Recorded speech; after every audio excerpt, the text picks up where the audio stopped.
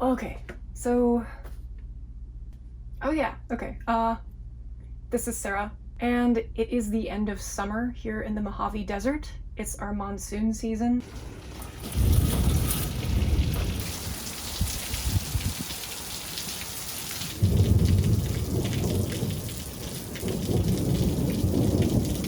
And that also means it's the beginning of our grow season. So I'm currently planning what plants and things I'm going to, I guess, start sprouting. Right now I have this incredibly dry textbook on my nightstand about ancient Egypt. And I've been brushing up on my ancient civ in general right now. It was something that I was very passionate about back when I was a student, but all that information has become a slurry in my head over the past decade.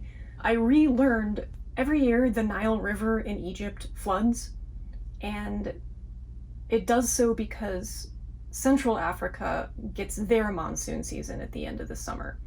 So a bunch of storms roll in, the Nile River gets flooded with water, the Nile River up in the Delta area in Egypt inundates, and then all of this silt gets deposited in the dirt.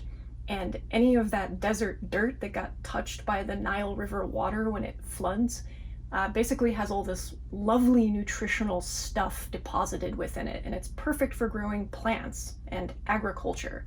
So every year at the end of summer, once the river kind of shrinks back down to its normal size, that is the beginning of the Egyptian grow season, which is very similar to here. Because Mark and I, as a byproduct of all of our experiences and failures last year, also came to the same conclusion that here in the Mojave Desert, it makes more sense to start planting plants and sprouting seeds at the beginning of fall, because our winters are a lot less intense and harsh than our summers. Probably the same case in Egypt as well. This year I am growing milkweed and parsley, and this is because I want to attract two specific types of butterfly to my garden.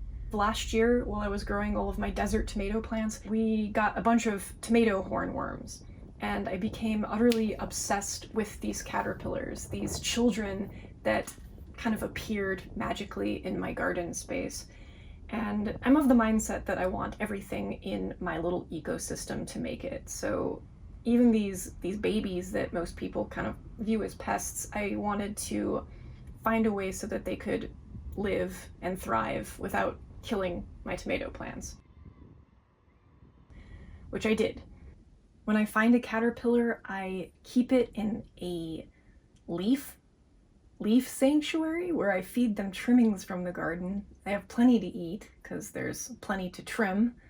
And then once they get big and are ready to pupate, they desire dirt. So I have a pupa motel for them where they can bury themselves down in the dirt for the month period that they are chrysalises. And yeah, then they emerge. Let's go out into the night, babies. And everything gets to have a full life cycle, and that is a very rewarding thing for me. I enjoy doing this so much that I would like to expand what host plants I grow so that I have new and unique visitors coming to my garden potentially in the coming season. I did some research and learned that monarch butterflies can be found in southern Nevada. They migrate up from Mexico, and they need to have places to stop and breed and lay their eggs.